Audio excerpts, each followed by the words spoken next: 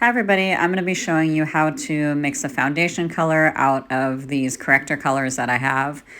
These are corrector colors that you would probably use more on fair skin. Got a yellow, an orange that can be used on darker skin, a green, kind of a rosy pink, and a periwinkle blue. So each of these has its own use for color correcting, but I'm going to just show you how I'm going to use that with color theory to mix my own foundation color. So if you're running into any problems with mixing the right corrector color, you can just watch this video. This may help. So I'm starting with yellow just because it's the lightest and it'll be the easiest to blend other colors into because it doesn't have a lot of pigment to it. So I'm starting with yellow, and then just to calm the yellow down a bit, I know this is going to give me green. I'm going to work in some of that periwinkle color.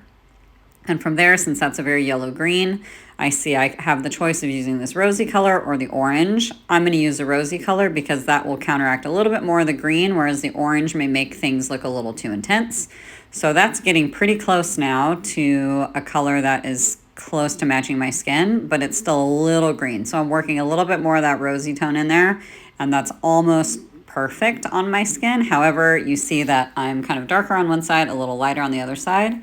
So I do have a white in this kit, so I'm going to work in some of that white. I have a little lint piece that I could not get rid of for my life. And so I'm working in some of that white, and that is just kind of lightening everything up, but it's also making everything a little more opaque.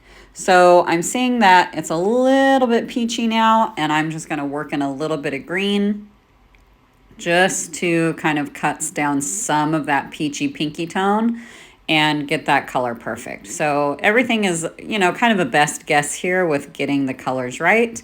One thing that you can do too if you're covering a large area is you can work back in some of those natural tones in the skin, like a little bits of redness or freckling or even veining. There's a lot more tones than just skin tone that's in our skin, so there are a lot of variances, and I hope that helps.